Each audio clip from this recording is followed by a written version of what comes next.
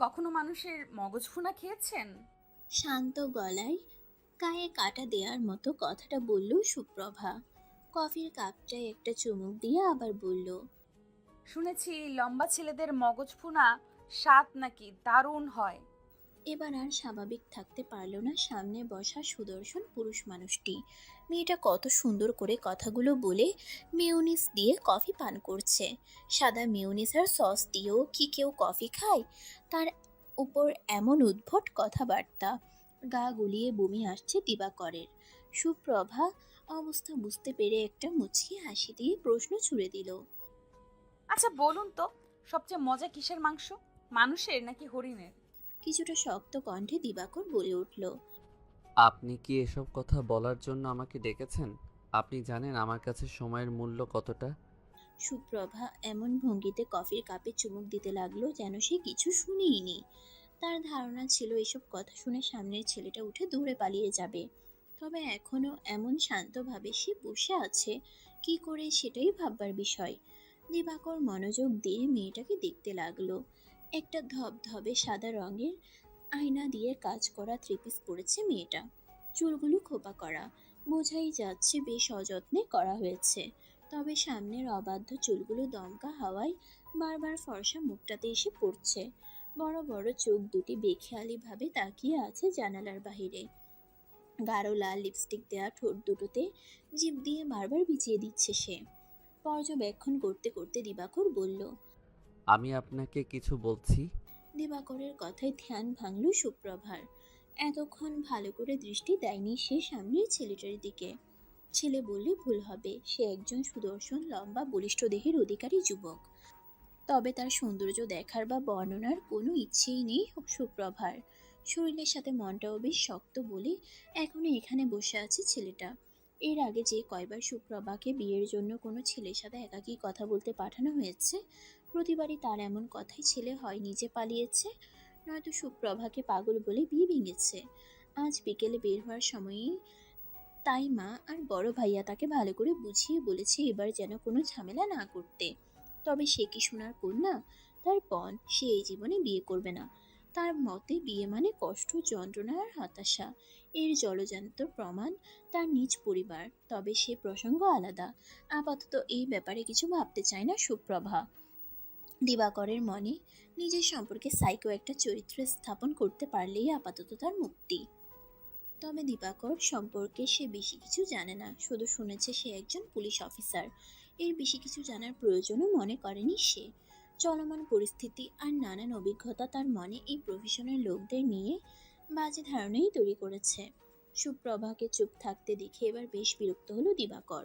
তার এক ধমকে যেখানে পুরো থানার ক্রিমিনাল থেকে পুলিশরা অবধি কেঁপে ওঠে, সেখানে এই মেয়ে তাকে যেন কোনো পাত্তাই দিচ্ছে না। তবে নিজের রাগ আর জিদের জন্য একজন প্রতিদ্বন্দ্বী পেয়েছে ভেবে কিছুটা খুশিও হলো সে। হাড্ডাহাড্ডি লড়াই করা যাবে এর সাথে।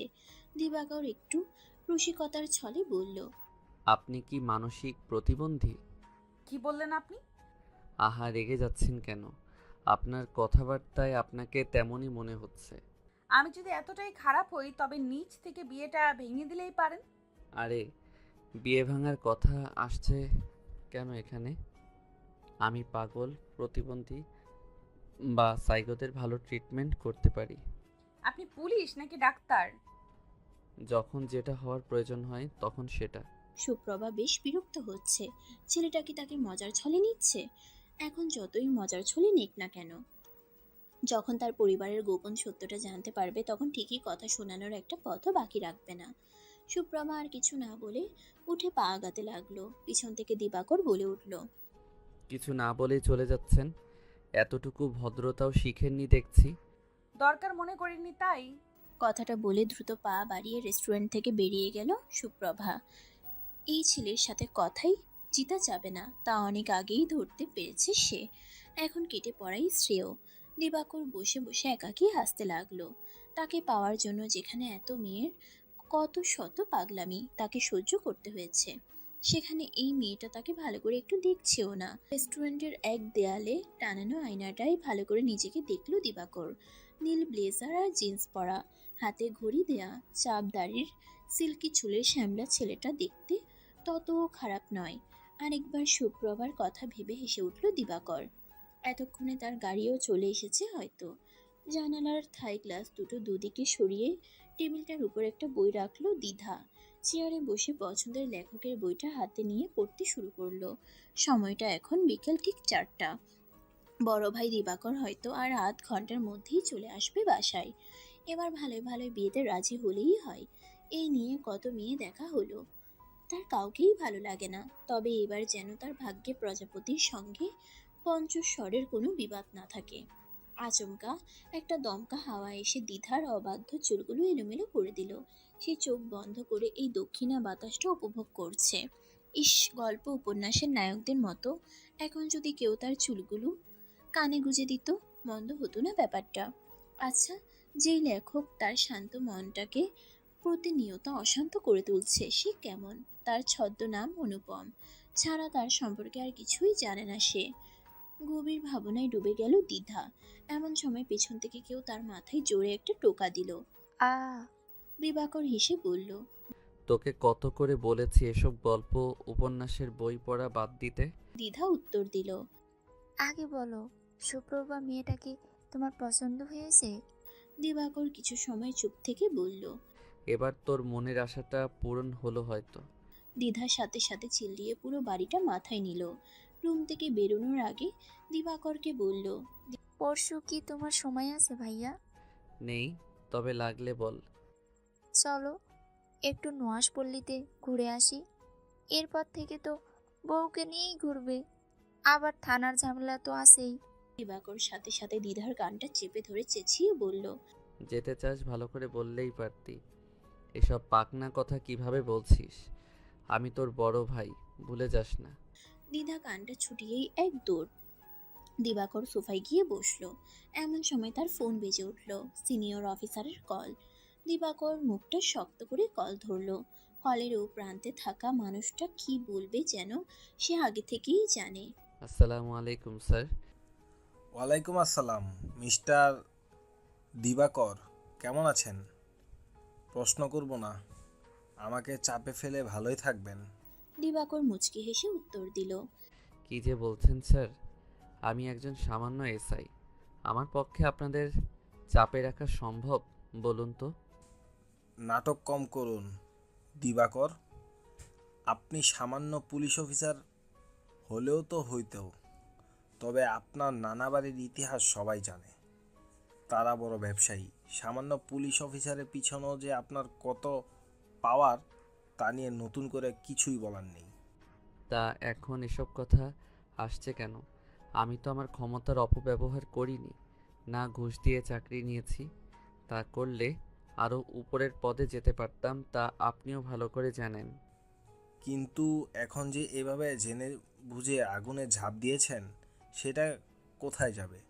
আপনাদের মতন অফিসারদের গিলে খাওয়ার মতো অ্যাবিলিটি মন্ত্রী সরফরাজে ও তার ছেলে সাফওয়ানের আছে, এটা তো জানেন নাকি? মিনিস্টার সারফাজের নাম শুনে দিবাকরের চোখ মুখ শক্ত হয়ে উঠল। সে আবার বলতে লাগলো, আইনের চোখে সবাই সমান স্যার, তাছাড়া এখন তারা ক্ষমতায় নেই। ক্ষমতা না থাকলেও আন্ডারওয়ার্ল্ডে এখনও অনেক অর্থনৈতিক কাজে সে জড়িত। পাওয়ার নিশ্চয়ই কম না। তাই বলে আপনি সোজা তার ছেলেকে জেলে ঢুকিয়ে দিবেন? চাপে পড়ে ছেড়েও দিয়েছি, তবে যথাযথ প্রমাণ পেলে আবার ধরব। তার ছেলের বিরুদ্ধে ইফটিজিংয়ের অভিযোগ ছিল। আপনার নানা আর মন্ত্রী সরফরাজের শত্রুতার কথা আমার অজানা নয়। এখন সে এটাকে কেন্দ্র করে ক্ষমতার অপব্যবহার করে সব মিথ্যা প্রমাণ করে আপনার চাকরি না খেলেই হয়। দিবাকর হো হো করে হেসে উঠল। তার হাসি শুনে ডিএসপি স্যারের সারা শরীর কেঁপে উঠল। দিবাকর হাসতে হাসতে বলল, হিংস্র প্রাণী শিকার করার আগে বনের পশুরা কিন্তু 2 পা পিছিয়ে নেয়। আমিও তাই করেছি। তবে তার মানে এই নয় যে আমি থেমে আছি। দিন দিন আইনের উপর থেকে লোকদের বিশ্বাস উঠে যাচ্ছে আমাদের কিছু কর্মকাণ্ডের জন্য। তবে প্রয়োজনে চাকরি ছেড়ে দিতে আমি প্রস্তুত, তবে অন্যায়ের সামনে মাথা নত করতে পারবো না। আপনাকেও একটা কথা বলি স্যার, চাকরি বাঁচাতে সেই ছাত্র আন্দোলনে আপনি কি করেছেন তা কিন্তু আমি ভুলিনি। এখনও যেসব ধামাচাপা দিয়ে টিকে আছেন শুক্রিয়া করেন। কলটা রাখার আগে একটা প্রশ্ন করতে খুব ইচ্ছে করছে। কি? যেই হাত দিয়ে এক মায়ের কোল খালি করেন, সেই হাত দিয়ে নিজের সন্তানকে আদর করেন কিভাবে আপনারা? এই চাকরির টাকা দিয়ে সন্তানের মুখে খাবার তুলে দিতে বিবেকে বাধে না? ফোনের ওপাশে একদম চুপ। দিবাকর বুঝতে পেরে কলটা কেটে দেয়। একটা দীর্ঘশ্বাস ফেলে ভাবে, সৎ পথে চলতে গেলে এই প্রফেশনে যে কত কিছু ফেস করতে হয় তা এখন সে ভালো করে বুঝতে পারছে। বাবাও এই পথে হেঁটে নিজের জীবনটা দিয়েছিল, তবে তার ভাগ্যে কী আছে সেটা শুধু আল্লাহই ভালো জানেন। জিম সেন্টারে বারবার পুশ আপ দিচ্ছে সাফওয়ান, তাও এক হাত দিয়ে। দু এক ফোঁটা করে ঘাম সারা মুখ ও শরীরে ছিটিয়ে আছে। ক্লিন শেপ করা ফর্সা চেহারাটা একদম শক্ত হয়ে আছে। রাগে যেন শরীর থেকে ধোঁয়া বের হচ্ছে। জিমের অন্য সব মেয়েরা নিজেদের কাজ ফেলে তাকিয়ে আছে ওর দিকে, যেন চোখ দিয়ে গিলে ফেলার মতো অবস্থা। তবে সাফওয়ান সেদিকে পাত্তা না দিয়ে বারবার ভেবে যাচ্ছে দিবাকরের কথা।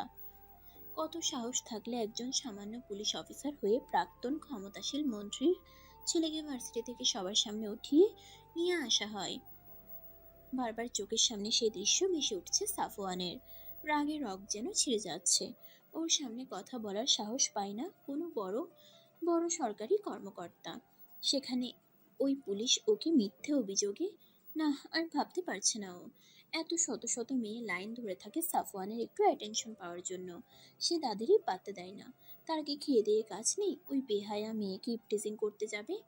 মেয়েটা সাফওয়ানকে পছন্দ করত, তবে ও ইগনোর করত, তাই এই মিথ্যে অভিনয়টা সে করেছে। আর পুলিশটা না বুঝেই ওকে ধরে নিয়ে গেছে। ঘুরে ফিরে তো ছাড়তেই হলো, তবে সবার সামনে যে ওর বেইজ্জতি হয়েছে তার কি হবে? তার বাবার অন্যায়ের বদলা তার উপর বারবার সবাই কেন নিতে চায়? অথচ সে তার বাবার পুরো বিপরীত। বাবার সাথে সম্পর্ক এতই খারাপ যে সাপ বেজির মতো। বাবা দেশ ছেড়েছে অনেক আগে, সে তো এখানেই মায়ের সাথে পড়ে আছে নিজ ইচ্ছায়।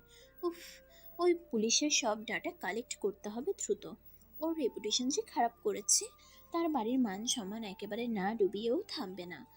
এত রাগ সাফওয়ানের কোনোদিন কারোর উপর আসেনি। ফলে ভালো মন্দ ন্যায় অন্যায় সব ভুলে গিয়েছে। যে মিথ্যে অপরাধে তার এই হাল, সেটাকে এখন সত্যি করে ছাড়বে। এই জন্য যত নিচে নামতে হয় সে নামবে। এমনিতেও ভালো হলেও সবাই তাকে তার বাবার মতোই ভাবে। এবার না হয় বাবার নামটা এক ক্ষেত্রে সে রেখেই দিল। এমন সময় পিঠে কারোর স্পর্শ পেয়ে সাফওয়ান পোশাক থামিয়ে উপরে তাকায়। একটা টাইট গোলাপি গেঞ্জি আর সাদা টাইস পরা মেয়ে তাকে স্পর্শ করেছে। শরীরের উপর থেকে যেন সব দেখা যায়। সাফওয়ান চোখ সরিয়ে নিল। এজন্যই আজকালের মডার্ন মেয়ে তার একদম পছন্দ না, একদমই না।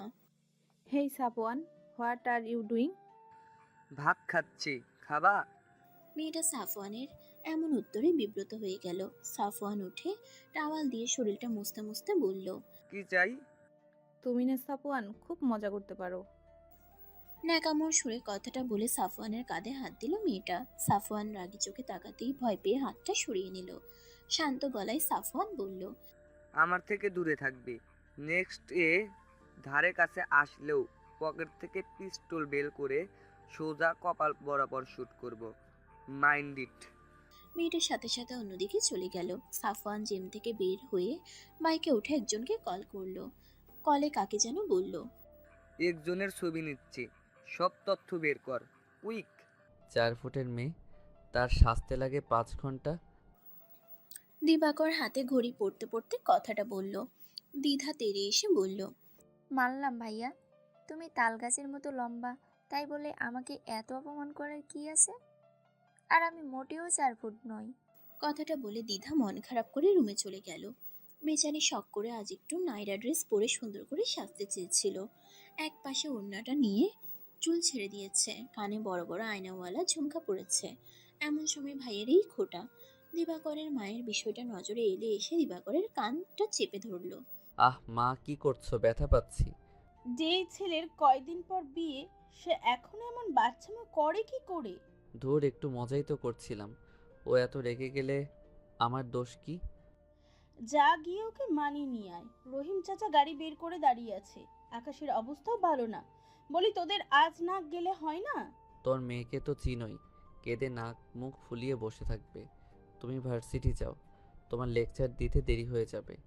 আমি ওকে মানাচ্ছি। দিবাকর ঘরে গিয়ে দ্বিধাকে অনেক বোঝালো। শেষে দ্বিধা দুটো আইসক্রিমের বদলে রাজি হয়েছে।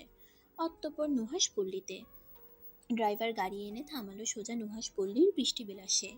টিনের চালা দেয়া এই বাড়িতে বসেই হুমায়ুন আহমেদ বৃষ্টিবিলাস করতেন।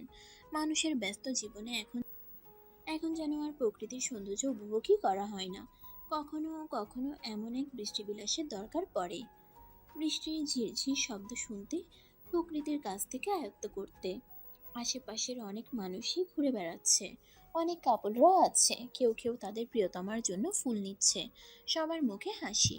ইস, কতদিন পর এমন করে সবাই ঘুরছে, হাসছে। দ্বিধাও একা একা এদিক ওদিক ঘুরতে লাগলো। দিবাকর বলে দিয়েছে ঠিক 4টায় যেন আবার এখানে এসে দাঁড়ায় সে। দ্বিধা ঘুরে ঘুরে চারদিকটা দেখছিল। ভূতের বাড়ির সামনে এসে থমকে দাঁড়ায়। সে হুমায়ুন আহমেদের উপন্যাসে অনেকবার এই বাড়ির কথা শুনেছে, এখানে নাকি ভূত আছে। দ্বিধা কাপা কাপা পায়ে ভিতরে ঢুকলো। এদিকটায় এখন কেউ নেই, বাড়ির ভেতরটা বেশ অন্ধকার। ঘুরতে ঘুরতে দ্বিধা বাড়িতে অন্য কারো উপস্থিতি অনুভব করতে পারলো। মনে হচ্ছে তার পিছনে সে ছাড়াও কেউ আছে। হঠাৎ ঘাড়ে কারো গরম শ্বাস পড়লো। দ্বিধা ভয়ে ভয়ে পিছনে ফিরতেই দেখে ইয়া লম্ব কিছু কালো তার পিছনে। ওরে বাবা গো, ভূত! এক চিৎকার দিয়ে দ্বিধা যেই দৌড় দিতে নিবে অমনি নিজের ওড়নায় পা বেজে ধপাস করে নিচে পড়ে গিয়েছে। চোখ মুখ বন্ধ করে ওই অবস্থায় পড়ে আছে। ভয়ে যেন সারা শরীর সহ কাঁপছে। কেউ একজন পুরুষালী ভয়ানক কণ্ঠে বলল, হুশ, একদম চোখ খুলবে না, ঘাড় মটকে দিব।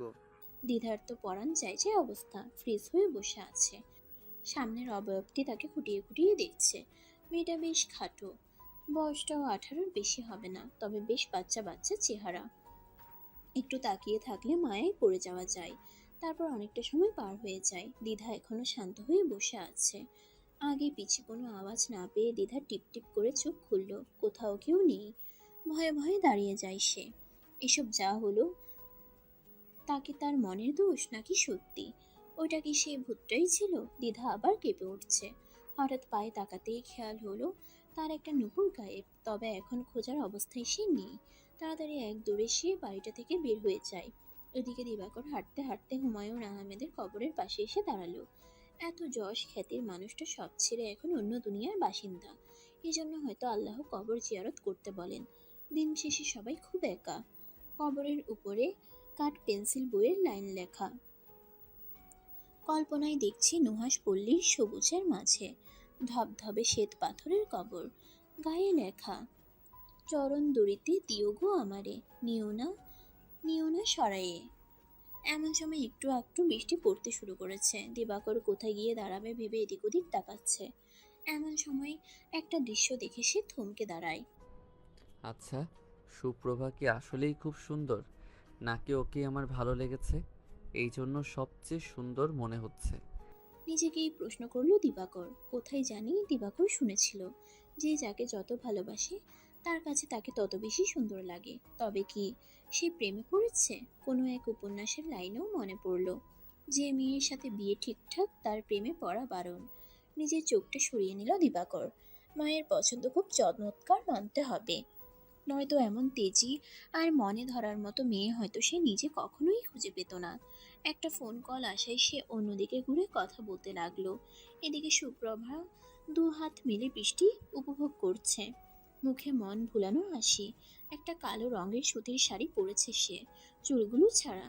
ভাগ্যিস বান্ধবীর জোড়াজুড়িতে সে ভাইকে নিয়ে এখানে ঘুরতে আসতে রাজি হয়েছিল। এমন সময় সুপ্রভাকে কোনো এক ছেলে টেনে নিয়ে পাশের ছাউনির নিচে দাঁড় করালো। ছেলেটা সুপ্রভার বড় ভাই সুহান। সুহানের এক পায়ে সমস্যা, খুঁড়িয়ে হাঁটে। ছাত্র আন্দোলন করতে গিয়ে পায়ে গুলি লেগেছিল, তারপর থেকে এই সমস্যাটা বয়ে বেড়াতে হচ্ছে তাকে। সুপ্রভা গোমরা মুখে ভাইকে বলল, এখানে আনলে কেন? বৃষ্টিতে ভিজে যাচ্ছিস তো পুরো, এখন ভিজলে কাপড় পাল্টাবে কি করে? ঠিকই তো, তা তো ভেবে দেখেনি সুপ্রভা। পাশে একটা বেঞ্চে বসে ঝালমুড়ি খাচ্ছে আর ওদের কথা শুনছে রিধি, সুপ্রভার বেস্ট ফ্রেন্ড। উঠে এসে হাতের ঝালমুড়িটা সুপ্রভার সামনে এগিয়ে দিয়ে বলল, খা, তোর ভাই কিনে দিয়েছে। সুপ্রভা হাত থেকে মুড়ির কাগজটা নিয়ে খেতে খেতে বেঞ্চে বসে পড়ল। আর রিধি সুহানের পাশে দাঁড়িয়ে তার দিকে ড্যাব ড্যাব করে তাকিয়ে আছে। সে মনে মনে তাকে পছন্দ করে, তবে বলার সাহসটা রিধির নেই। দীর্ঘশ্বাস ফেলে সে সুপ্রভার পাশে গিয়ে বসে। সুহান অন্যদিকে তার পরিচিত একজনকে পেয়ে গিয়ে দাঁড়িয়ে কথা বলতে থাকে। সুপ্রভা রিধির দিকে আর চোখে তাকিয়ে প্রশ্ন করে। এই, তোর মনে কি চলছে বলতো? রিধি হকচকিয়ে উত্তর দেয়। কি? তোর মতো ভীতু মেয়ে যে বাথরুমেও একা যেতে পারে না, লাফাতে লাফাতে আন্দোলনে চলে গেলি যে? তো দেশপ্রেম বুঝোস? ওই কারণেই। তা আমাদের ভার্সিটির টিমের সাথে না গিয়ে ভাইয়ার সাথে গেলি কেন? রিধি কিছুক্ষণ চুপ থেকে বলে। ওই দলের সমন্বয়কারী আমার পরিচিত ছিল, তাই ভাবলাম তাদের সাথেই যাই। আর তুই এত প্রশ্ন করছিস কেন বলতো? না, এমনি। সুপ্রভা আর কিছুই বলে না, তবে মনের সন্দেহটা তার এখনো যাচ্ছে না। সুহানের পায়ে যখন গুলি লেগেছিল তখন রীতি সবচেয়ে বেশি কান্নাকাটি করেছিল। যেখানে সুপ্রভা ও তাদের মা নিজেদের সামলে নিয়েছিল, সেখানেও মেয়েটা পাগলের মতো করেছে। এদিকে সুহানের সাথে অনেক দিনের তার এক পুরনো ফ্রেন্ডের সাথে দেখা। সে এখানে তার পরিবার নিয়ে এসেছে। সোহান কলেজে থাকতে খুব ভালো গান গাইতে পারত, তাই তার ফ্রেন্ড তাকে জোর করছে গাইতে। তাই শেষে রাজি হয়ে সে গাইতে লাগলো। তোকে ছোঁয়ার নেই তো আমার সাধ্য, দেখতে পাওয়া সেই তো বড় ভাগ্য। মনটা অবাধ ইচ্ছে পড়ো, কষ্ট বুঝে বেড়াই যাচ্ছে ক্রমশ। ঘুম চলে যায় তোর চোখে বেড়াতে, পাই না তোকে কোনোভাবেই ফেরাতে। রিধি লুকিয়ে লুকিয়ে ফোনের ক্যামেরা দিয়ে ভিডিও করতে লাগলো। সোহান যেন দেখতে না পায়। এভাবে সারাটা দিন সবাই ঘোরাঘুরি শেষে ক্লান্ত শরীরে বাসায় ফিরে আসলো। রাত এখন প্রায় 2:30টার কাছাকাছি। স্টাডি রুমে বসে কিছু একটা লিখছে সাফওয়ান, তবে বারবার মনোযোগের বিচ্ছিন্নতা ঘটছে। সেই ভয়ে চোখ বন্ধ করে রাখা মুখ, কাঁপা কাঁপা হাত দিয়ে নিজেকে আড়ষ্ট করে রাখা, সব যেন তার চোখে ভাসছে। খুনি খুন করতে গিয়ে নিজেই খুন হয়ে এসেছে, ব্যাপারটা ওই রকম না? উঠে গিয়ে 1 কাপ কোল্ড কফি বানায় সাফওয়ান।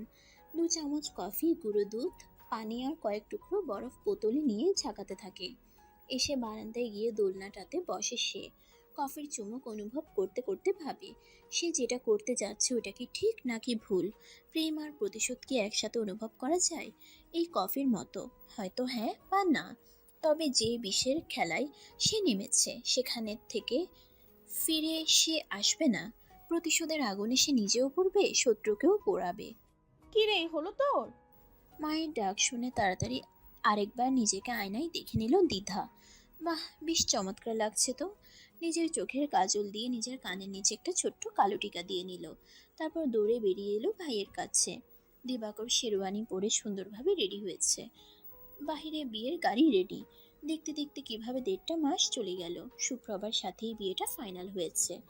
গাড়িতে উঠতে নিবে তখনই দিবাকরের ফুফু ও ফুফাতো বোন তানিয়া এসে উপস্থিত। তবে তাদের চোখে মুখে একটুও আনন্দ নেই, যেন অমাবস্যার অন্ধকার নেমে আসছে ফুপুর মুখে। থাকবে নাই বা কেন? তার শখ ছিল নিজের মেয়েকেই দিবাকরের সাথে বিয়ে দিবে, তবে সে ব্যাপারে রাজি ছিল না দিবাকরের মা। এই নিয়ে ঝগড়া হয়ে অবশ্য 2 বছর যাবৎ তারা এই বাসায় আসেনি, তাদের সাথে যোগাযোগও রাখেনি। তবে এমন আনন্দের দিনটাতে তাদেরকে না ডেকে পারেনি দিবাকরের মা। এখন ভালোই, বিয়েটা হয়ে গেলেই হয়, তারা যেন কোনো ঝামেলা না করতে পারে, সেজন্য নিজের বন্ধুদের আগেই বলে রেখেছে দিবাকর। গাড়িতে যেতে যেতে দিবাকর ভাবছে, হঠাৎ করে এমন কি হলো যে সুপ্রভা বিয়েতে রাজি হয়ে গেল? আদৌ কি রাজি হয়েছে নাকি জোর করে এসব হচ্ছে? নিজেকেই নিজে প্রশ্ন করে দিবাকর। তবে নিজের উপর যথেষ্ট কনফিডেন্স আছে তার। বিয়ের পর ঠিকই মানিয়ে নেবে ওই তেজি মেয়েটাকে। প্রথম প্রেম যেহেতু একবার তার জীবনে ধরা দিয়েছে, সেটাকে এবার আর যেতে দেওয়া যাবে না। দিবাকর তার মা ও ফুপু ফুপাতো বোনের সাথে একটি গাড়িতে করে আসছে, আর দ্বিধা তার বান্ধবীদের সাথে পেছনের গাড়িতে করে আসছে। দ্বিধা ওঠার আগেই তানিয়া ও তার মা উঠে যায়, তাই না চাইতেও দ্বিধাকে পেছনের গাড়িতে যেতে হয়। সময় পেরোতে থাকে। ঘড়ির কাঁটা যখন ঠিক 1:30টা ছুঁই ছুঁই, তখনই সুপ্রভাদের বাসায় এসে উপস্থিত হয় তারা। বাড়িতে গান বাজছে। আইলারে নয়া দামান আসমানে উতরা, বিছানা বিছাইয়া দাও শাইল ধানের নেড়া, দামান বউ আওরে দামান বউরে খাটু খাওরে বাটার পান। অনুষ্ঠান এবং আপ্যায়নের যেন কোনো কমতি রাখেননি এই সুপ্রভার মা, ভাই ও তার আত্মীয় স্বজন। খুব সুন্দর করে সাজানো হয়েছে গেটটাকে। রিধি ও সুপ্রভার অন্যান্য বান্ধবীরা ছাড়তেই চাইছিল না দিবাকরকে গেট থেকে। শেষে মোটা অঙ্কের টাকা ও নানান কথা ইনিয়ে বিনিয়ে বলে রাজি করিয়ে অবশেষে ভিতরে আসতে পেরেছে দিবাকর ও তার বন্ধুরা। খুব সুন্দরভাবে পুরো বিয়েটা সম্পূর্ণ হয়। সময় পেয়েই সবার আগে সুপ্রভার কাছে চলে যায় দ্বিধা। ভাবি, তোমাকে তো খুব সুন্দর লাগছে। ভাইয়া আজ তোমার উপর থেকে চোখই সরাতে পারবে না। দ্বিধার এমন কথায় বেশ লজ্জা পায় সুপ্রভা। তবে পাশ থেকে দিবাকরের ফুপু বলে ওঠে, মুখে এমন ভারী মেকআপ করলে পেতনিকেও সুন্দর লাগবে, না জানি আসল চেহারা কেমন। এসব শুনে মনটা খারাপ হয়ে যায় সুপ্রভার। দ্বিধা কিছু বলতে চেয়েও বাড়ি ভর্তি লোক দেখে কিছু বলে না। যে মা মেয়ে নিজেরা সারা জীবনের মেকআপের পিছনে নিজেদের নিকৃষ্ট মনোভাব আর বিকৃত চেহারা লুকিয়ে রাখে, তারা নাকি অন্যদের কথা শোনায়। তাও ভালো ফুপ্পা আসেনি, ওই লোকটা আরো খারাপ। ছোটবেলা থেকে তার বাজে দৃষ্টির জন্য তার থেকে দূরে থাকতো দ্বিধা। এখানে আসলে না জানি আবার কোন কাণ্ড করে বসতো। দ্বিধা সুপ্রভার মন ভালো করতে বলে, ওসবে কান দিও না ভাবি, তুমি মেকআপ ছাড়াই বেশি সুন্দর। তবে বিয়ের দিনটা সাজগোজ করা সব মেয়েরই শখ। অবশেষে বিয়েটা সম্পন্ন হয়। সুপ্রভাও কোনো ঝামেলা করেনি আর। এবার বিদায়ের পালা। সুপ্রভার বিদায়ের সময় সামনে আসেনি তার মা। কারণটা সুপ্রভা জানে। কাঁদতে কাঁদতে এতক্ষণে হয়তো বেশ কয়েকবার জ্ঞানও হারিয়েছে। তবে তার সাথে এখন দাঁড়িয়ে আছে ভাই সুহান। ভাইয়া যতই এখন নিজেকে শক্ত রাখার চেষ্টা করুক, কোনোভাবে আর নিজের কান্না আটকে রাখতে পারছে না, এটা সুপ্রভা জানে। সুপ্রভাও চোখে পানি নিয়ে তার ভাইয়ের দিকে তাকিয়ে বলল, কি ভাইয়া, এখন তো খুশি? তোমাকে আর কারোর সাথে ডিম ভাজা শেয়ার করতে হবে না। এখন আর তোমাকে কেউ কথায় কথায় জ্বালাবে না, ছোট ছোট আবদার করে তোমাকে বিরক্ত করতে থাকবে না। সুপ্রভার কথা শুনে আর কান্না আটকে রাখতে পারল না সুহান। সবার সামনে বোনকে জড়িয়ে ধরে অঝরে কাঁদতে লাগলো। কাঁদতে কাঁদতে বলল, ভাবিস না তুই আমার জ্বালাতন থেকে মুক্তি পেয়ে গেছিস। তোর জ্বালা থেকে আমি মুক্তি পেলেও তোকে আমি ঠিকই জ্বালাবো। সময় পেলে তোর শ্বশুর বাড়ি গিয়ে তোকে চুল সব এলোমেলো করে দিয়ে আসবো। আর একদম কাঁদবি না, চুপ। তাহলে তুমি কেন কাঁদছো? সুপ্রভার এমন প্রশ্নের কোনো উত্তর দিতে পারে না সুহান। আসলে প্রতিটা ভাইয়ের কাছেই তার দুনিয়ার সবচেয়ে আপন হচ্ছে নিজের ছোট বোন। ভাই বোনের মাঝে যতই ঝগড়া থাকুক, যতই খুনসুটি থাকুক, দিন শেষে নিজের বোনের চোখে এক ফোঁটা পানি সহ্য করতে পারে না ভাই। শেষে কাঁদতে কাঁদতেই নিজের বোনকে বিদায় দিল সুহান। গাড়িতে বসেও সারা পথ হেঁচকি তুলতে থাকে সুপ্রভা। দিবাকর কয়েকবার তাকে শান্ত করতে চেয়েও কিছু বলে না, কারণ গাড়িতে এখনো অনেকে আছে। এদিকে দ্বিধা আসার সময়ও দিবাকরের গাড়িতে উঠতে পারেনি, উঠেছে পেছনের গাড়িতে। মাঝপথে আচমকা দ্বিধাদের গাড়ির টায়ার পাঞ্চার হয়ে গেল। দ্বিধা বিরক্তি নিয়ে বলল, দূর, এখনই এমন অলক্ষণে কাণ্ডটা হতে হলো। পাশ থেকে তানিয়া বলে ওঠে, ঘরে হুড়ফড়ি রেখে বাইর হতে অলক্ষ্যে আনতে গেলে এমন তো হবেই।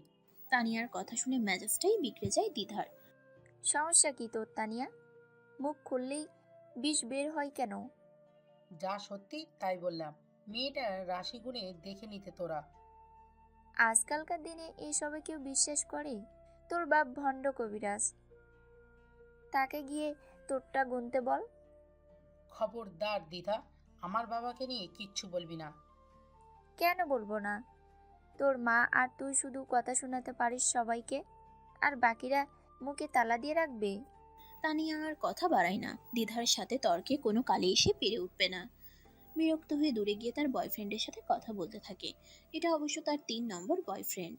মেসেঞ্জারে ছোট একটা ভয়েস কলেজ খুলে রেখেছে ও। ওর মাসিক সব খরচ ওখান থেকেই আসে। ওর মাও এতে সায় দেয়। কবে জানি সবার সামনে এক্সপোজ হয়ে যায় ও। গাড়ির হাল খুব খারাপ, ফলস্বরূপ একটি গ্যারেজে কিছুক্ষণের জন্য থামাতে হয় তাদের গাড়ি। এমন সময় গ্যারেজের পাশে হেঁটে হেঁটে ঘুরে দেখছিল দ্বিধা। সাথে তার লেহেঙ্গা পরা সুন্দর কয়েকটা ছবি তুলছিল। তবে কেন জানি আজ সকাল থেকেই তার মনে হচ্ছে সারা পথে কেউ তাকে ফলো করছে। তবে সেটাকে মনের ভুল ভেবে সে তার মতন করতেই লাগলো। গাড়ি সেখানে আবার ফিরে আসবে, তবে হঠাৎ কিছু বলা বা বুঝে ওঠার আগেই নিজের জ্ঞান হারালো দ্বিধা। কেউ একজন রুমালে ক্লোরোফর্ম মেখে তার মুখের সামনে চেপে ধরে। তবে বাকিরা কেউ কোনো কিছুই জানে না এই ব্যাপারে। তানিয়া যেন তার নিজের মেকআপ নিয়ে ব্যস্ত। তার মা বা গাড়ির অন্য কারো এই খেয়ালটি হয়নি যে দ্বিধা তাদের গাড়িতে উঠেনি। কেউ একজন দ্বিধাকে তার নিজের গাড়িতে উঠাতে উঠাতে বলল। Welcome to the hell my sweet heart. অন্যদিকে ঢাকার ব্যস্ত শহরের ব্যস্ত জ্যাম শেষ করে বাসায় আস্তে আস্তে প্রায় সন্ধ্যা হয়ে যায়। দিবাকরের মা আগেই গাড়ি থেকে নেমে সবকিছু রেডি করে রাখে। সুপ্রভা ও দিবাকরকে সব নিয়ম নীতি মেনে খুব সুন্দর করে ভিতরে নিয়ে যাওয়া হয়। এর মাঝে একবার অবশ্য দিবাকর খেয়াল করেছে যে অনেকক্ষণ যাবৎ সে দ্বিধাকে দেখেনি। মা, দ্বিধা কোথায়? দিবাকর প্রশ্ন ছুড়ে দেয় তার মায়ের কাছে। আছে হয়তো এদিক সেদিক। কোথায়?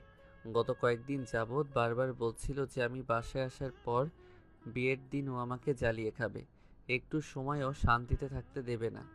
আর এখনো একবারও দেখাই পেলাম না।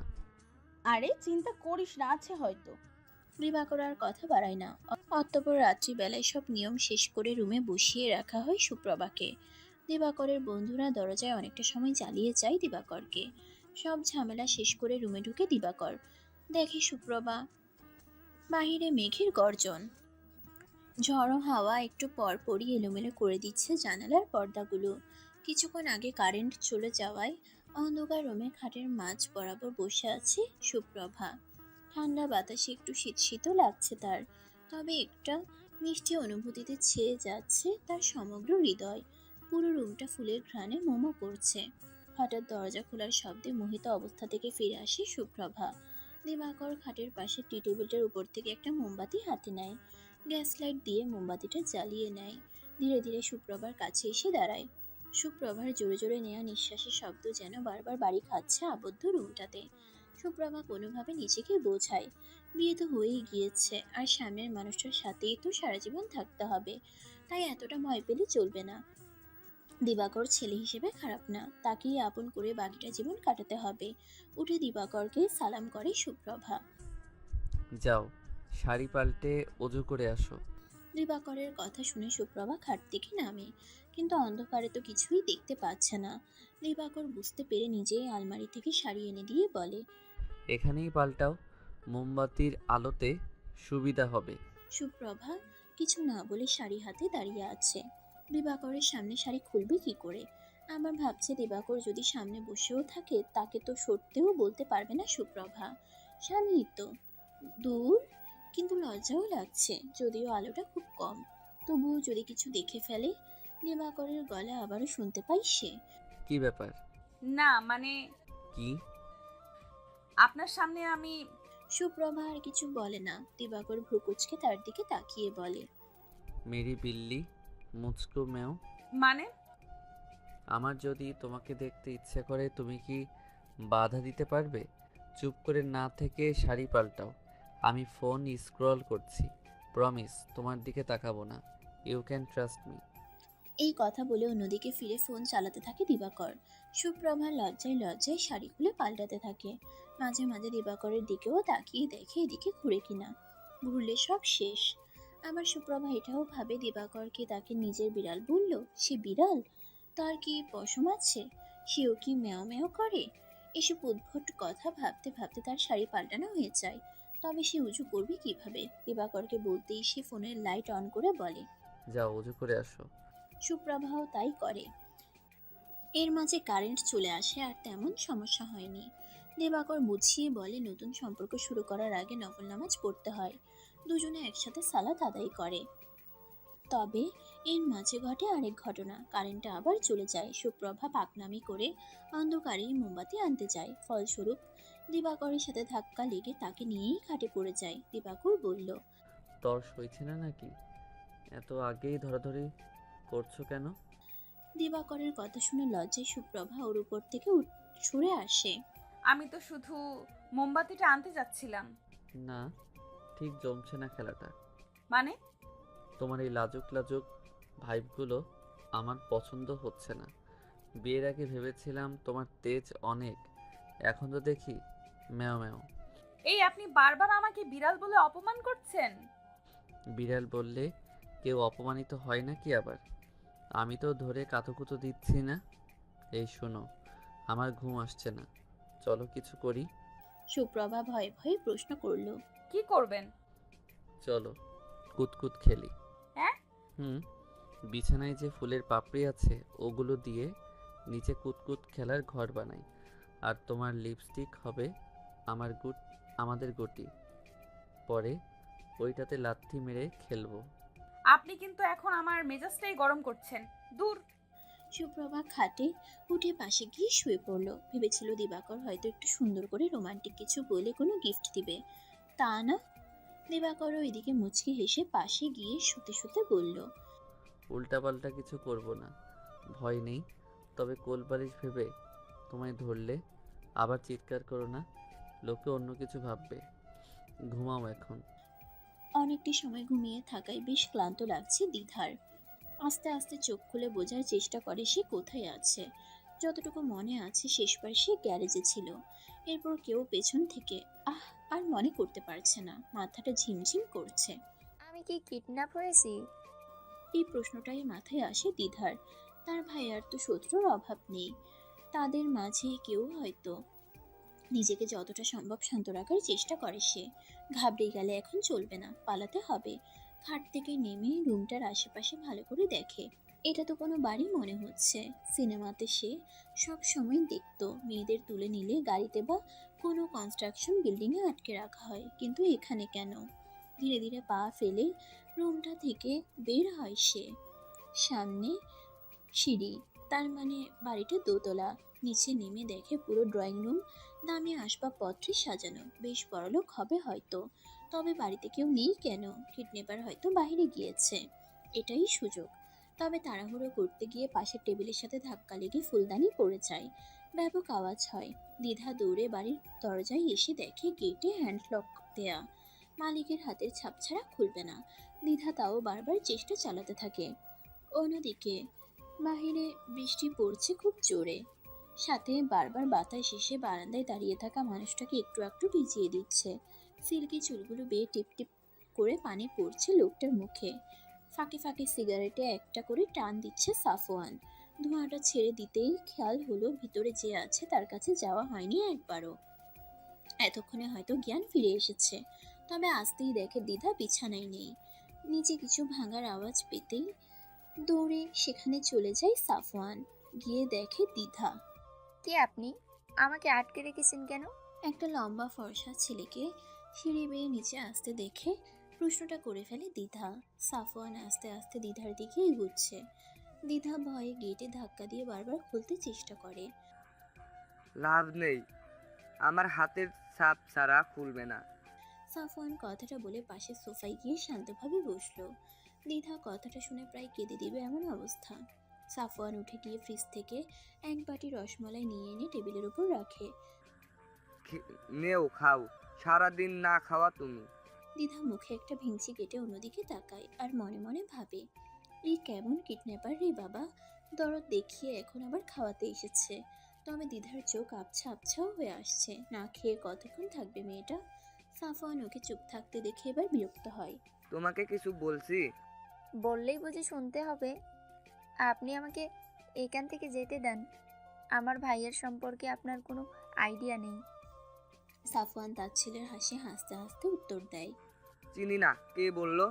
তার সম্পর্কে জানি বলেই তোমাকে এখানে নিয়ে এসেছি। শুনলাম এখন আবার নতুন করে উপর মহলে আমার নামে কমপ্লেইন করেছে তোমার ভাই। নিশ্চয়ই তেমন কিছু করেছেন এই জন্যই। সাফওয়ান দ্বিধার কথা শুনে আস্তে আস্তে ওর দিকে এগুতে থাকে। দ্বিধা ভয়ে ওড়না খামচে ধরে দাঁড়িয়ে আছে। সাফওয়ান ঠিক এক হাত দূরত্বে এসে দাঁড়িয়ে বলে, confidence is better than over confidence. তোমার ভাইয়ের মাঝে এতটাই আছে, তার মানে আমি আমার বাবার মতোই।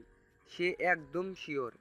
তাই তার শিওরটি ভাঙতে আর আমার উপর থেকে করা তার নতুন কেসটা যেন সে উঠিয়ে নেয়, যার এজন্য আমি তোমাকে নিয়ে এসেছি।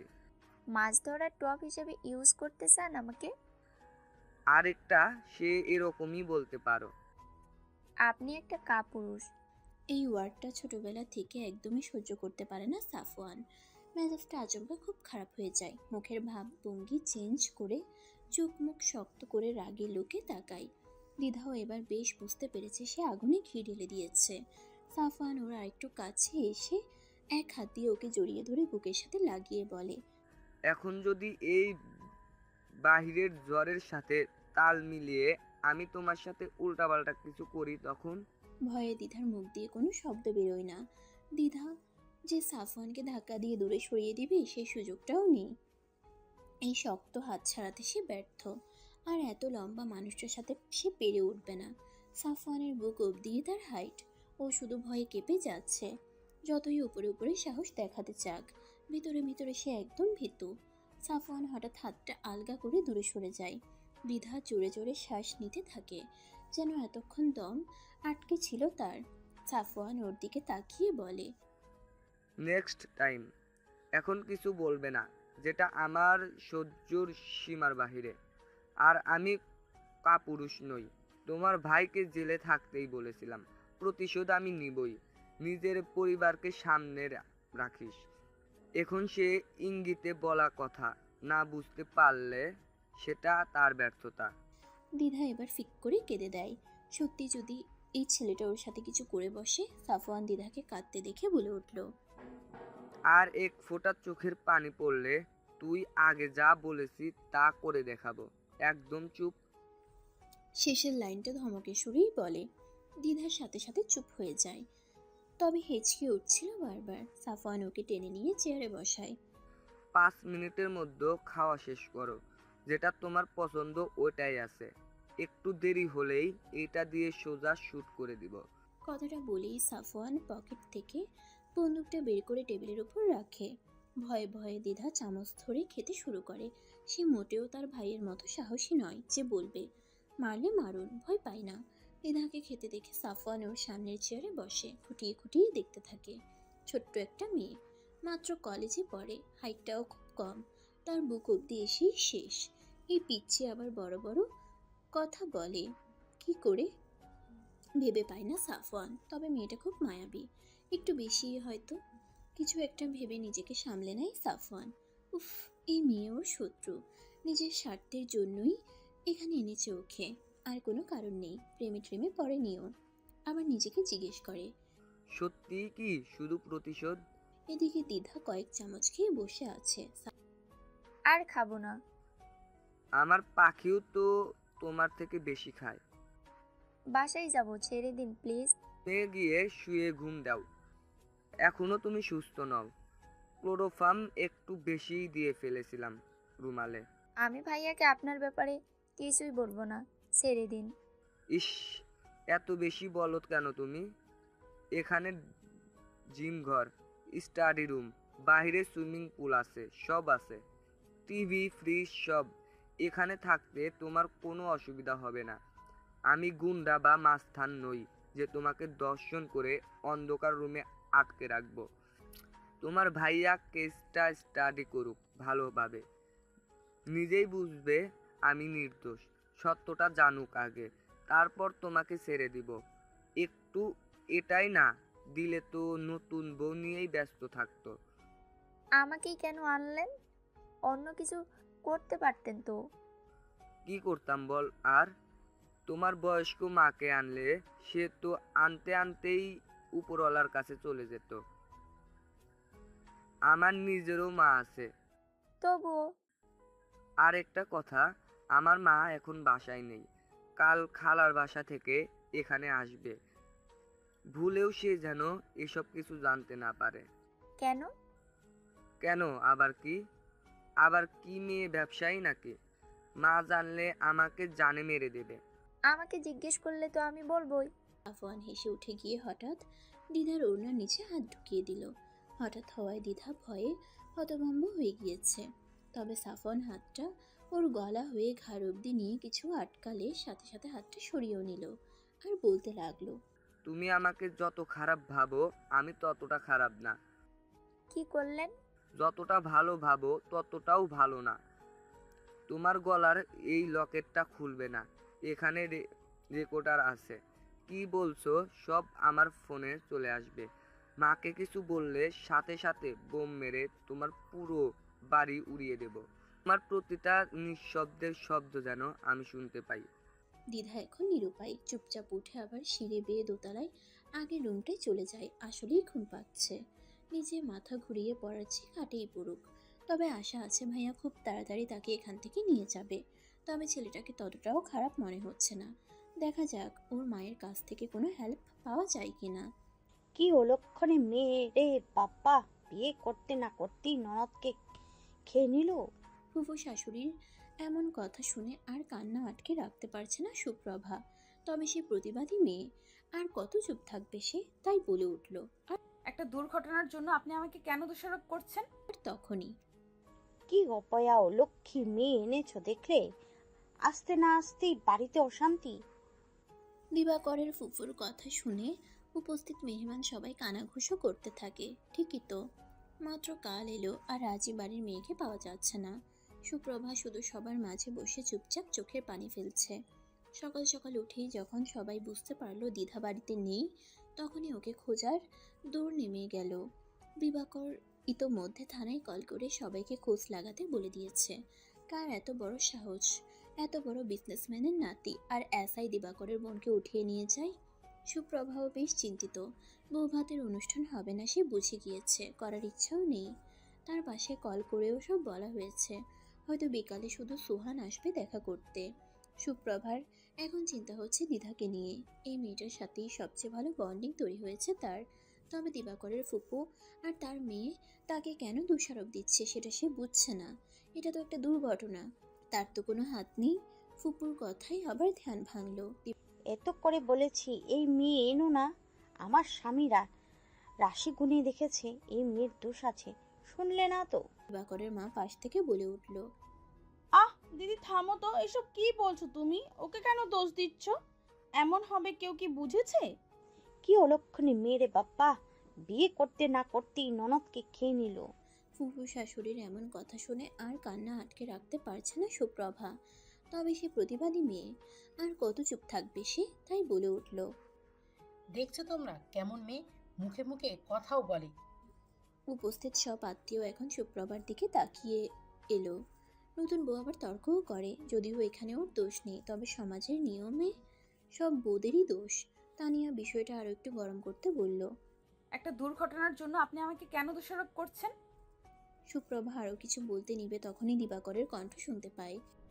আমার বউয়ের দোষ আছে কিনা তর্ক করতে পারে কি পারে না সেটা আমাকেই ঠিক করতে দে। সুপ্রভা পিছে তাকিয়ে দেখে দিবাকর দরজায় হেলান দিয়ে দাঁড়িয়ে আছে।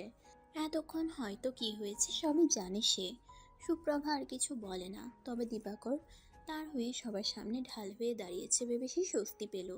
একটা মেয়ের পাশে যদি তার স্বামী থাকে, তবে পুরো দুনিয়া বিরুদ্ধে গেলেও তার একটা সুই পরিমাণ ক্ষতি করতে পারে না। না আসলে তুই চুপ থাক।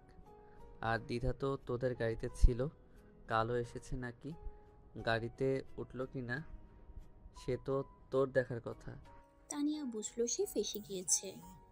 সে কি করবে বুঝতে পারছে না। তানিয়ার মায়ের আবার কিছু বলার আগেই দিবাকর সবার মাঝে এসে সুপ্রভার হাত ধরে ওকে টেনে রুমে নিয়ে গেল। সবার মতো এবার বিষয়টা দিবাকরের মায়েরও ভালো লাগেনি। ওর হয়ে উত্তর দিয়েছে সেটাই যথেষ্ট। এত লোকের সামনে এভাবে বউকে না নিলেও পারত, বিষয়টা বেয়াদবি হয়ে গেল।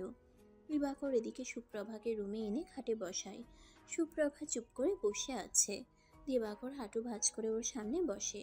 সুপ্রভার চোখের পাতাগুলো কয়েকটা ফোঁটা পানি নিচে ফেলে দেয়। দিবাকর হাতের আঙ্গুল দিয়ে মুছতে মুছতে বলে, সবার কথা বাদ দাও তো, তুমি এখানেই থাকো।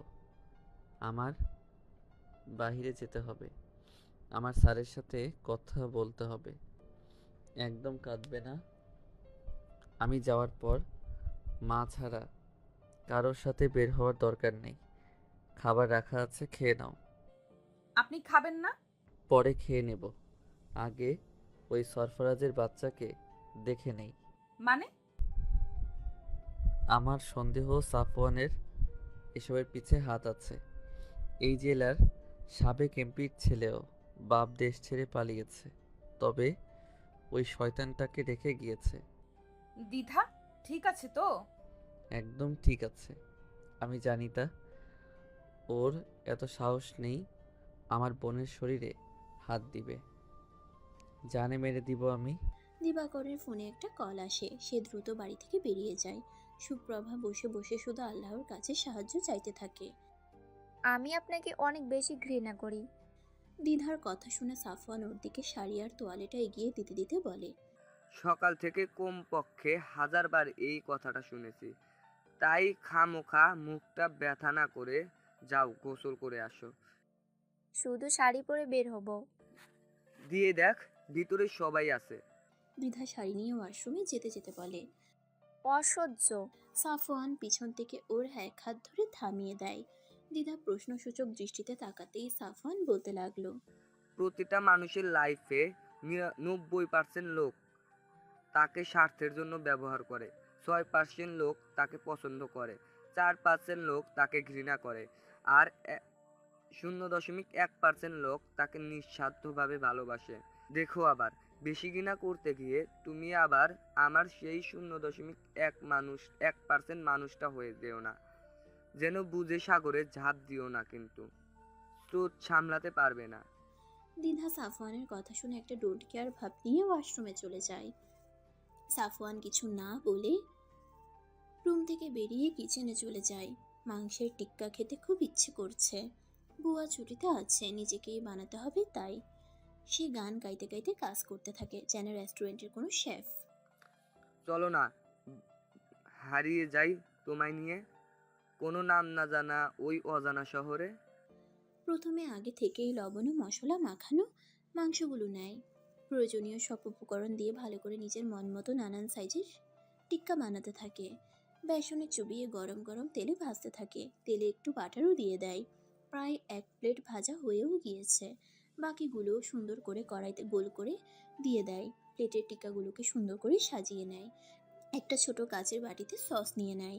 এদিকে স্নান শেষ করে নিচে এসে সাফওয়ানকে কিচেনে দেখে দ্বিধা। সিঁড়ির একপাশে দাঁড়িয়ে দাঁড়িয়ে ওর কাজ দেখতে থাকে আর ভাবতে থাকে ছেলেটা কিউট। চুলার তাপে গরমে ঘেমে ফর্সা মুখটাকে আরও একটু বেশি সুন্দর লাগছে। গানের গলাও সুন্দর। সাফওয়ানের বাড়ির নিচতলায় একপাশে অনেক বড় থাই গ্লাস লাগানো। দ্বিধা সেদিকে তাকিয়ে দেখে বাহিরে খুব সুন্দর বাগান। মানুষটা শৌখিনও বটে। ওদিকে কাজ করতে করতে হঠাৎ সিঁড়ির দিকে চোখ চাই সাফওয়ানের। দ্বিধা দাঁড়িয়ে অন্যদিকে তাকিয়ে আছে। ভেজা চুল বেয়ে পানি পড়ছে। কালো শাড়িতে ওকে ঠিক একটা পুতুলের মতো লাগছে। সব মেয়েদেরই শাড়িতেই সুন্দর লাগে, তবে একে অন্যরকম সুন্দর লাগছে। দেখতে দেখতে ভুলে খুন্তি ছাড়াই তেলে হাত দিয়ে ফেলে সাফওয়ান। বাচ্চাদের মতো মুখ করে বসে আছে সাফওয়ান। সামনে দ্বিধা কয়েক টুকরো বরফ হাতে নিয়ে সাফওয়ানের হাতে আস্তে আস্তে চাপ দিচ্ছে। এরপর একটুখানি ওষুধ নিয়ে তা হাতে সুন্দর করে লাগিয়ে দিল। একটা ছোট্ট কাপড় দিয়ে পুরো হাতটা বেঁধেও দিল। সাফওয়ান কিছু বলছে না, শুধু চুপচাপ বসে আছে। হাতটা পড়লেন কিভাবে? দ্বিধা প্রশ্ন ছুড়ে দিল। সাফওয়ানের কাছে কোনো উত্তর নেই, একদম চুপ করে বসে আছে। দ্বিধা আবার জিজ্ঞাসা করলো, কিভাবে পড়লেন বলেন? তেলের মধ্যে হাত ডুবিয়ে দিয়েছিলাম। তেলের ভিতর হাত দিলেন কেন? অন্য মনস্ক হয়ে গিয়েছিলাম, তাই খুন্তির জায়গাটা হাত দিয়ে রেখেছি। দ্বিধা কিছু বলে না, তাকিয়ে থাকে। তারপর হুহা করে হেসে ওঠে। জীবনে প্রথম শুনলাম কেউ খুন্তির জায়গায় নিজের হাত দিয়ে দেয় অন্যমনস্ক হয়ে, তাও আবার গরম তেলের পাতিলে। আপনি তো গিনেস বুকে রেকর্ড করেছেন। সাফওয়ান মুখে কিছু বলে না, মনে মনে ভাবে, প্রেমে পড়লে মানুষ এমন অনেক কিছুই করে যার কথা সে কোনোদিনও ভাবেওনি। তা আমি কি জানতে পারি কি এমন ভাবছিলেন? কিডন্যাপারকে এত কিছু জিজ্ঞেস করতে নেই। ভালো খাচ্ছ, ভালো আছো, ভালোই থাকো। বেশি বকবক শুনতে ভালো লাগে না। দ্বিধার মনটা আবার খারাপ হয়ে গেল। মনে মনে ভাবলো, ঠিকই তো, সে তো এই ছেলের কাছে একজন জিম্মি। আর সেই কিনা একটু আগে এই ছেলের উপর না ক্রাশ খেয়েছে, এই কথাটা স্বীকার করা যাবে না। আর এর এত যত্নও নেওয়ার দরকার ছিল না, শুধু মানবতার খাতিরেই করেছে এসব। মানবতা, প্রেম ট্রেম ওসব কিছু না। দ্বিধা ডাইনিং টেবিলের একটা চেয়ারে বসে আছে, পাশেরটাই সাফওয়ান। কেউ কিছু বলছে না। এদিকে দ্বিধাকে এত সময় চুপ করে বসে থাকতে দেখে সাফওয়ানেরও ভালো লাগছে না। নীরবতা ভেঙে সেই বলতে লাগলো, চুপ হয়ে আসো কেন? বাড়িতে আর কেউ নেইও? কেমন ভূতের বাড়ির মতো লাগছে। আপনিই তো বললেন চুপ থাকতে। তাই বলে একদম চুপ থাকবে? কিছু তো বলো। কি বলবো? যা ইচ্ছা। নাম কি আপনার? আমি এখনো আপনার নামই জানি না। সাফওয়ান চৌধুরী নিলয়। ও, আপনার নাম শুনেছি খুব। নিশ্চয়ই খারাপ কিছু? না না, আপনার বাবাকে নিয়ে খারাপ শুনেছি। আপনাকে নিয়ে শুনেছি আপনি নাকি খুব সুন্দর, আপনার পিছনে নাকি অনেক মেয়েরা ঘোরে, আর আপনি ড্রাগস নেন। কি? চেঁচাবেন না প্লিজ, আমি বলিনি, সবাই বলে আর কি। সাফওয়ান দীর্ঘশ্বাস ফেলে। ওর সাথে চিল্লিয়ে কি লাভ? সবাই এমনিতেও তাকে নিয়ে কথা বানায়, কেউ পাত্তা পায় না এই জন্য, তো কেউ তার বাবাকে ঘৃণা করে এই জন্য। অথচ বাবার সাথে সব সম্পর্ক শেয়ার তার মা ছিন্ন করেছে কতদিন হলো। এমনকি তাদের খরচও সাফওয়ান নিজেই চালায়, ওই লোকের থেকে 1 টাকাও নেয় না। শুনেছে সে আমেরিকায় তার কালো টাকা দিয়ে আলিশান বাড়ি গাড়ি সব করেছে, বিয়েও করবে হয়তো খুব শীঘ্রই। দ্বিধার কথায় আবার তার দিকে তাকাই। আপনাকে দেখে অবশ্য মনে হয় না। আমি ওইসব সাইপাস গিলিও না, নেইও না। শুধু সিগারেট খাওয়ার অভ্যাস আছে আমার, তাও লুকিয়ে লুকিয়ে, মা যখন থাকে না। ও, আরেকটা কথা। বলো, শুনছি। ছাড়বেন কবে আমায়? তোমার ভাই আমার খোঁজ শুরু করেছে মাত্র, আরো 2-3 দিন যাক, আমার নির্দোষের প্রমাণ পেয়ে সবার সামনে ক্ষমা চাক, তারপর। এই অপমানটা করবেন না ভাইয়াকে, আপনার কাছে অনুরোধ। তুমি বললেই আমি শুনবো। দ্বিধা অন্যদিকে ঘুরে যায়, তবে তার চোখের কোণায় যে পানির বিন্দু জমেছে তা সাফওয়ান ঠিক ধরতে পেরেছে। হঠাৎ বুকের ভেতরটাই মোচড় দিয়ে উঠল। এমন ব্যথা লাগছে কেন আমার? ও কাঁদলে আমার কি? এই প্রশ্নের জবাব নেই সাফওয়ানের কাছে। হঠাৎ টেবিলের উপর রাখা দ্বিধার একটা হাতে একটু আঙ্গুল ছোঁয়ায় সাফওয়ান। দ্বিধা এদিকে তাকায়। মিস করছো সবাইকে? অনেক। দ্বিধা আর কিছু বলল না। সাফওয়ানের এবার মনটা খারাপ হয়ে গেল। নিজের বাবাকে ঘৃণা করতে করতে সে নিজেও কি তার মতো পাষাণ হয়ে যাচ্ছে না? দ্বিধাকে কি ছেড়ে দিবে? হঠাৎ ওই দিনের কথা মনে পড়ে, আবার রেগে ফুঁসে ওঠে। নিজেকে সামলে উঠে বাড়ির বাইরে চলে যায়, তবে যাওয়ার আগে লক দিতে দিতে বলে, ভুলেও পলানোর চেষ্টা করবে না, দারোয়ান তো আছেই, সাথে পুরো বাড়িতে সিসি ক্যামেরা আছে, আমার ফোনে কানেক্ট করা। দ্বিধা নিচে একলা মনমরা হয়ে পড়ে রয়। রাতের বেলা সারাদিন একা ঘুরে ঘুরে দ্বিধা বোর হয়ে যাচ্ছে। দুপুরে সাফওয়ান এসে শুধু খাবার দিয়ে গিয়েছে, তারপর আবার উধাও। দোতলার বারান্দা থেকে বাড়ির বাগান, সুইমিং পুল আর মেইন গেট দেখা যায়। বাড়িটা আসলেই খুব সুন্দর, তবে সাফওয়ানকে বাড়ির বাইরে যেতে দেখেনি সে একবারও। তবে গেল কোথায় ছেলেটা? দ্বিধা বিকেলে পুরো বাড়ি ঘুরে দেখেছে, শুধু একটা রুম বাদে। নিচতলা একটা রুমের দরজা ভিতর থেকে লাগানো, হয়তো সাফওয়ান সেখানেই আছে। সাফওয়ান যে রুমে টুকিটাকি জিম করার মেশিন কিনে রেখেছে, দ্বিধা সেখানেও গিয়েছিল, তবে ভয়ে কিছু ধরেনি। যদি ভুলভালভাবে চালু করে বসে। মাত্র একদিনেই এই বাড়ি, এই মানুষটাকে কত চিনে ফেলেছে সে। আদৌ কি চিনেছে? আবার হঠাৎ চরিত্রহীন কোনো রূপ বের করে বসবে না তো? যতই হোক মন্ত্রী সারফাজের ছেলে, তার রক্ত বইছে ওর শরীরে। আর ওই লোকের ইতিহাস তো সবারই জানা। দ্বিধার চোখ যায় আবার বাগানের দিকে। ছোট একটা লাইট চালানো বাগানের পাশে, তার উপর আজ পূর্ণিমার চাঁদ উঠেছে আকাশে। রাতের বেলাও কি সুন্দর সতেজ দেখাচ্ছে ফুলগুলোকে। এদিকে নিচতলার এক রুমে বসে সাফওয়ান কিছু লিখছে। হঠাৎ জানালায় চোখ যেতে দেখে রাত হয়ে গিয়েছে। রাত কখন হলো? লেখালেখিতে এতই ডুবেছিল, বেলা কখন পার হয়ে গিয়েছে খেয়ালই হয়নি। দ্বিধার কাছে একবারও যাওয়া হয়নি। এখন একটু গিয়ে দেখে আসা উচিত। উপরে আসতেই দেখে, এখন বাসায় থাকলে হয়তো পছন্দের লেখক অনুপমের লেখা উপন্যাস পড়ত দ্বিধা। কি চমৎকার লেখে সে! এরকম সময়ে দুটো মোমবাতি জ্বালিয়ে বই পড়তে বসলে দারুণ হতো ব্যাপারটা। সুরে সুরে গান গাইতে গাইতে ভাবতে লাগলো দ্বিধা, তার যদি একজন উপন্যাসের নায়কের মতো কেউ থাকতো। পূর্ণিমার চাঁদের আলো পড়েছে দ্বিধার মুখের উপর। বারান্দার দেয়ালে হেলান দিয়ে এক দৃষ্টিতে সে চেয়ে আছে উপরের চাঁদটার দিকে। এদিকে সাফওয়ান এসেছে, কিছুটা সময় পার হয়ে গিয়েছে। সেও এসে দূরে থেকে দাঁড়িয়ে তাকিয়ে আছে দ্বিধার দিকে। সাফওয়ানের উপস্থিতি টের পেয়ে দ্বিধা বলে উঠল, চাঁদটা সুন্দর না? অনেক বেশি। আপনি তো দেখলেন না।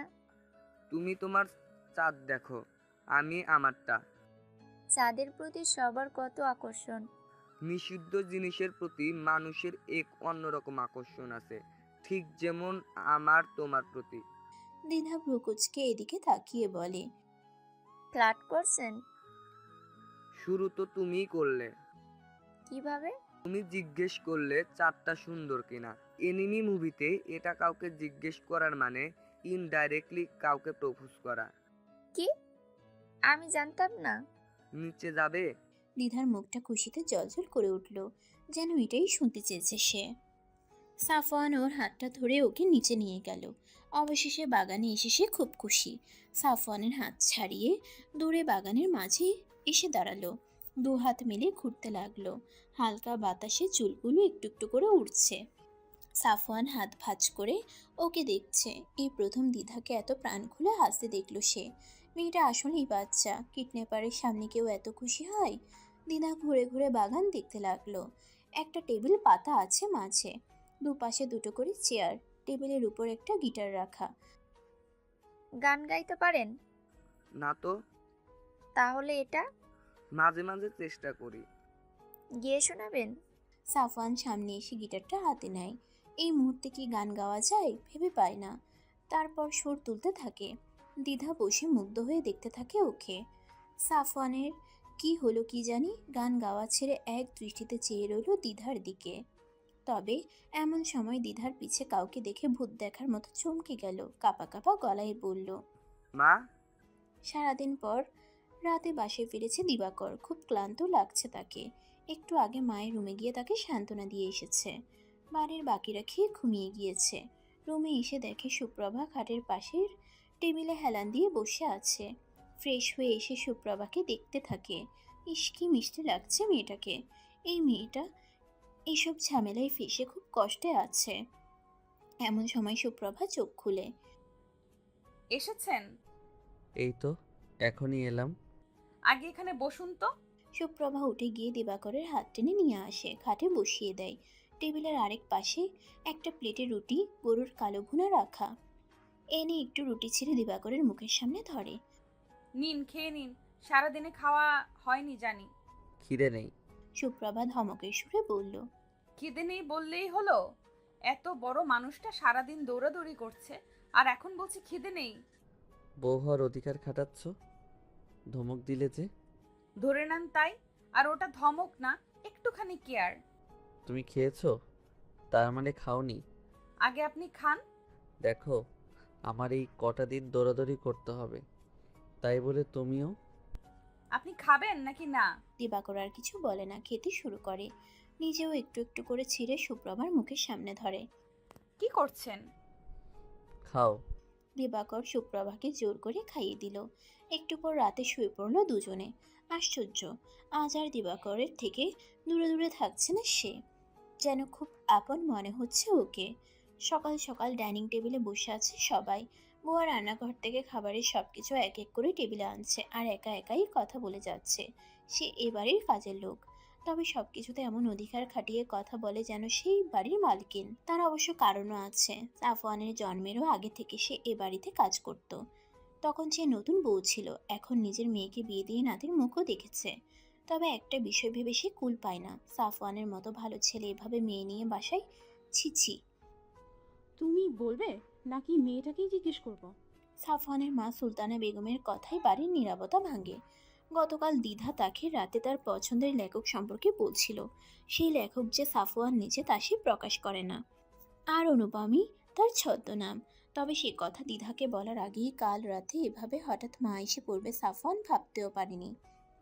এসে বাড়িতে একটা অল্প বয়সী মেয়েকে দেখে চুপচাপ নিজের রুমে চলে গিয়েছে। অনেক ডাকার পরেও দরজা খুলেনি। আর সকাল সকাল এসব। মা, আসলে আমি সত্যটা জানতে চাচ্ছি। আশা করি তুমি মিথ্যে কিছু বলবে না। সাফওয়ানের মা হার্টের রোগী, লিভারেও পানি জমেছে। স্বামী চলে যাওয়ার পর সব মিলিয়ে বেশি একটা ভালো নেই সে। এই মুহূর্তে যদি জানতে পারে ছেলে এমন একটা জঘন্য কাজ করেছে, নিশ্চয়ই বাঁচবে না। এইসব কথা সাফওয়ান দ্বিধাকে কাল রাতে বলেছে। আসলে আন্টি, দ্বিধার কণ্ঠ পেয়ে সুলতানা বেগম তার দিকে তাকায়। একটা হালকা বেগুনি রঙের শাড়ি পরে আছে মেয়েটা। এই রঙেও কাউকে এতটা মানায়? বেশ খাটো, তবে মারাত্মক মায়াবী চেহারা। এসব দেখেই কি তার ছেলে পাগল হয়েছে? এমন মেয়েকে সে নিজেই অবশ্য ছেলের বউ করে আনতো। কাঁপছে মেয়েটা অনেকক্ষণ যাবৎ। দ্বিধা আবার ঠোঁট ভিজিয়ে মিথ্যা বানানো গল্পটা বলতে লাগলো। কাল রাত জেগে জেগে গল্পটা বানিয়েছে সে।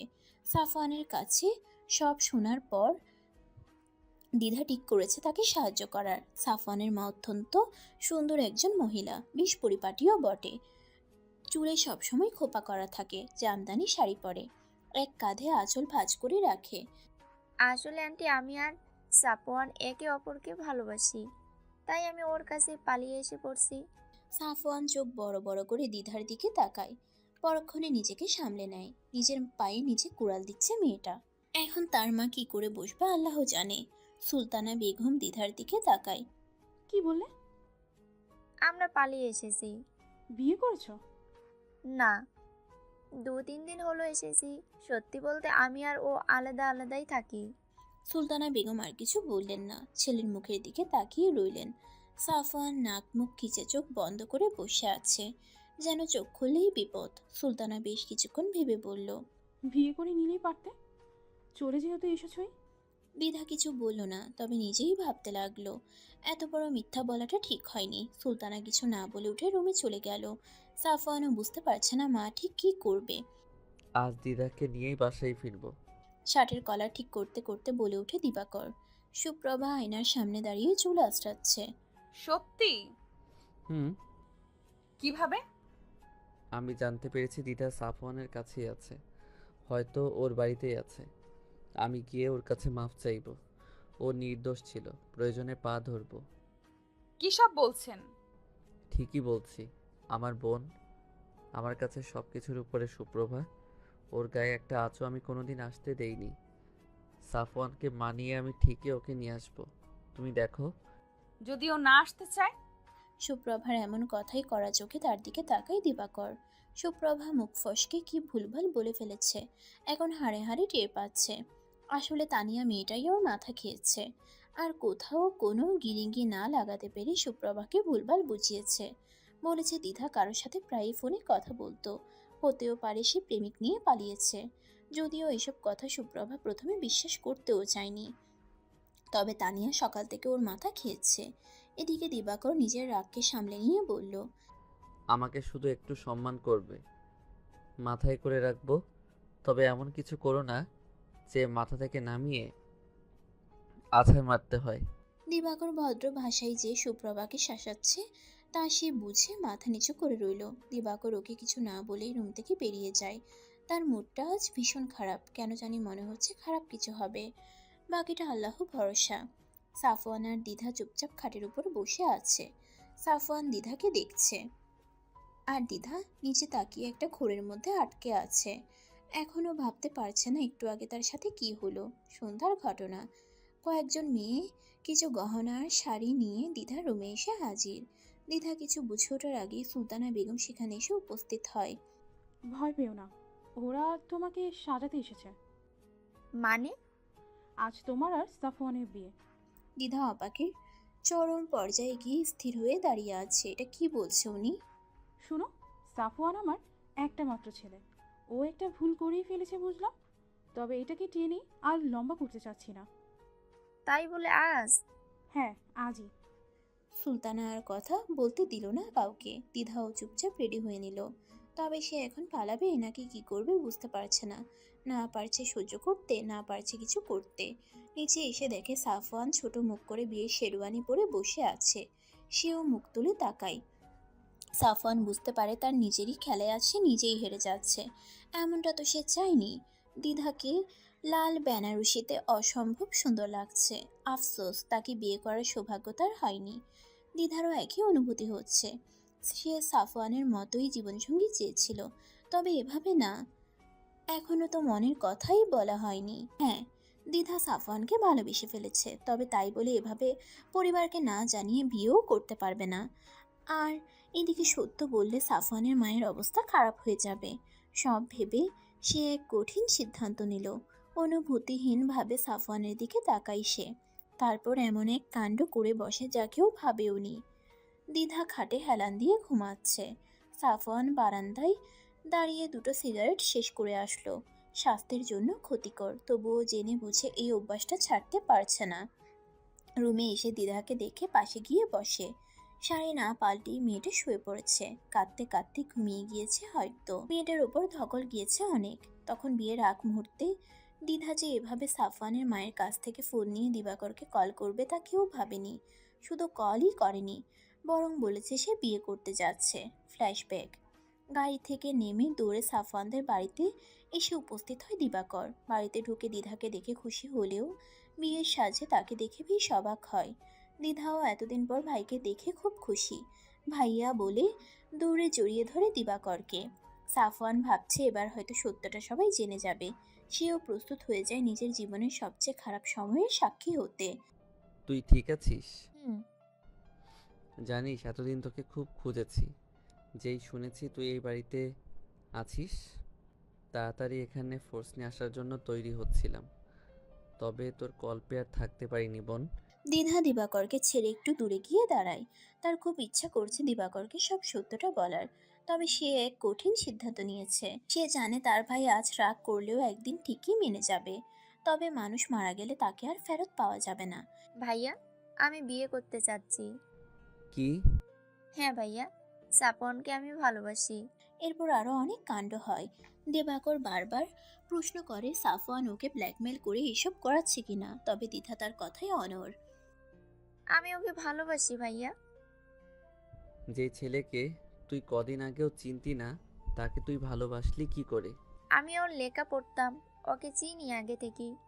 দ্বিধা তাকে সাজাতে আসা লোকদের থেকেই জানতে পেরেছে অনুপমই সাফওয়ান। এখন এটাকেই পুঁজি করেই ভাইকে থামাতে হবে। দিবাকর অনেক বোঝায় দ্বিধাকে, তবে সে বোঝে না। প্রেম হয়তো এমনই, সব সময় ভুল মানুষের সাথে ভুল সময়ই হয়। দিবাকর এক পর্যায়ে রেগে বলে, সে যে কোনো একজনকে চুজ কর, হয় ও নয়তো আমি। সম্ভব না। তাহলে চল আমার সাথে। যাব না। যেদিন ওকে মেনে নিয়ে ওর সাথে আমাকে নিতে আসবে সেদিন যাব। সে রাগে কষ্টে অপমানে দ্বিধাকে না নিয়েই দিবাকর চলে আসে। দ্বিধার বিয়েটাও হয়ে যায় তখন। শুধু আসার আগে একটা কথাই বলে, সাফওয়ান, তোকে ভুল বুঝেছিলাম বলে এই বদলাটা নিলি। আমাকে মেরে ফেলতি। আমার বোন, আমার বোনকে কেন টানলি? আমিও দেখে নিব। বর্তমানে দ্বিধার হঠাৎ ঘুম ভেঙে সাফওয়ানকে তাকিয়ে থাকতে দেখে। শুনবেন না? এত বড় স্যাক্রিফাইসটা না করলেও পারতে। আপনাকে ভালোবাসি সাপন। এইটুকু যন্ত্রণা তো সহ্য করতেই পারি। আর ভাইয়া আমাকে ঠিক মাপ করে দিবে, দেখবেন। সাফওয়ানের কি হলো কে জানে, হঠাৎ দ্বিধার কপালে ঠোঁট ছুঁয়ে দিল। দ্বিধা কিছুই বলছে না। সাফওয়ান থেমে গিয়ে জিজ্ঞেস করে, হেরে যাবে না তো কখনো? কখনোই না। সত্যি? কোনো সন্দেহ আছে? সাফওয়ান আর কিছু না বলে ধীরে ধীরে দ্বিধাকে কাছে টেনে নিল। অনেকটা কাছে। 8 মাস পর। আজকাল সুপ্রভা বেশ বাচ্চামো করে সব কিছুতে। ঠিক মতো হাঁটাহাঁটিও করতে পারছে না। নিজের শরীরের থেকে যেন পেটের ওজন বেশি। 7 মাস চলছে প্রেগনেন্সির। দিবাকর ওই দিনের পর থেকে আর একবারও বাড়িতে দ্বিধাকে নিয়ে কিছু বলেনি। কাউকে ওর সাথে যোগাযোগও রাখতে দেয়নি। তবে সুপ্রভা লুকিয়ে লুকিয়ে যোগাযোগ রেখেছে ঠিকই। তবে মনে মনে ঠিকই বোনের জন্য হাহাকার করছে দিবাকর। দিবাকর দুধ নিয়ে এসেছে সুপ্রভার জন্য। নাও, একটানে শেষ করো। একটা কথা বলি, কি? দিদাকে নিয়ে আসেন প্লিজ।